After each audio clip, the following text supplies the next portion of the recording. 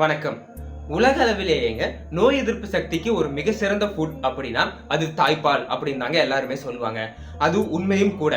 உலகத்திலே ஒரு குழந்தை பிறந்துச்சுன்னா அதுக்கு முதல்ல நோய் எதிர்ப்பு சக்தியை தந்து அந்த குழந்தையோட வளர்ச்சி முழுவதுமே அதை பாதுகாக்கிறது குழந்தைக்கு கொடுக்கக்கூடிய தாய்ப்பால் தாங்க. ஆனா அந்த தாய்ப்பாலுக்கு நிகரான ஒரு சத்து நம்ம சாப்பிடுற ஒரு சாப்பாட்டுல இருக்கு அப்படின்னு சொன்னா உங்களால நம்ப முடியுதாங்க? இருக்கு. வாங்க தெரிஞ்சுப்போம். அதாவதுங்க தாய்ப்பால்ல லாரிக் ஆசிட் அப்படிங்கிற ஒரு அமிலம் இருக்கும். இது தாய்ப்பாலை தவிர வேற எதுலயுமே இருக்காது. ஆனா தேங்காய் பால்ல இந்த லாரிக் ஆசிட் இருக்குங்க. இதை நம்ம சாப்பிடும்போது இந்த லாரிக் ஆசிட் மோனோலாரினா மாறி நமக்கு ஏற்படுற கிருமி தொற்றுல இருந்து பாதுகாப்பு அளிக்கும்.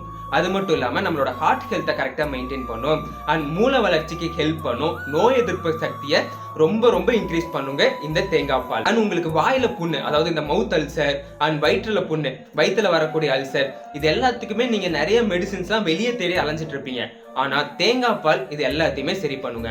உங்களுக்கு இதெல்லாம் இருந்தா கூட நீங்க வீட்ல தேங்காய் பால் ப்ரிப்பேர் பண்ணி சாப்பிடுங்க. நீங்க கண்டிப்பா கியூர் ஆயிடுவீங்க. நெக்ஸ்ட் பாத்துட்டீங்கன்னா தேங்காய் எண்ணெய். இதுல மீடியம் செயின் ஃபேட்டி ஆசிட்ஸ் இருக்குங்க. இது கெட்ட கொலஸ்ட்ரால் எல்லாத்தையுமே கம்மி பண்ணி நல்ல கொலஸ்ட்ராலை அதிகப்படுத்தும். இந்த குழந்தைங்களுக்கு எல்லாம் சின்ன வயசுல நோய் எதிர்ப்பு சக்தி ரொம்பவே கம்மியா இருக்கும் இல்லைங்களா? அந்த நேரத்துல நீங்க தேங்காய் எண்ணெயை அவங்களுக்கு கொடுக்கலாம். அதாவது அவங்களுக்கு கொஞ்சமா சாப்பாட்டுல கூட நீங்க தேங்காய் எண்ணெயை போட்டு பிசைஞ்சு கொடுக்கலாங்க.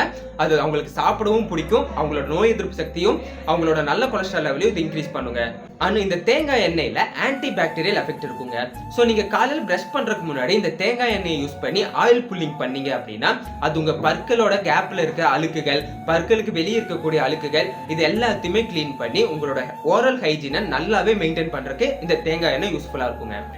அடுத்து தேங்காயில பாத்துட்டீங்க அப்படின்னு வச்சுக்கோங்களேன், இதுல மேங்கனீஸும் பாஸ்பரஸும் இருக்கும். இது நம்ம போனோட ஸ்ட்ரென்த்துக்கு ரொம்பவே யூஸ்ஃபுல்லா இருக்கும். இதுல இருக்கக்கூடிய காப்பர் அண்ட் அயன் இது என்ன பண்ணுன்னு கேட்டீங்கன்னா ஆர்பிசி, அதாவது ரத்தத்தில் இருக்கக்கூடிய சிவப்பு அணுக்களை அதிகப்படுத்தி நமக்கு அனிமியா, அதாவது ரத்த சோகை வராம நம்மள பாதுகாக்கும். சோ நீங்க தேங்காவை பொறுத்த வரைக்குங்க, அது தேங்காவா இருந்தாலும் சரி, தேங்காய் சட்னியா இருந்தாலும் சரி, தேங்காய் பாலா இருந்தாலும் சரி, தேங்காய் எண்ணெயா இருந்தாலுமே சரி, தேங்காய் பூவா இருந்தாலும் சரி, அதை அவாய்ட் பண்ணாம நீங்க சாப்பிட்டாலே போதுங்க, உங்களோட ஹெல்த் நல்லாவே இம்ப்ரூவ் ஆகும். சோ யோசிச்சு பாருங்க, நீங்களா மாறிடுவீங்க. அண்ட் ரொம்ப முக்கியமா இங்க கீழே இருக்க சப்ஸ்கிரைப் பட்டனை மறக்காம அழுத்திடுங்க. தேங்க்யூ.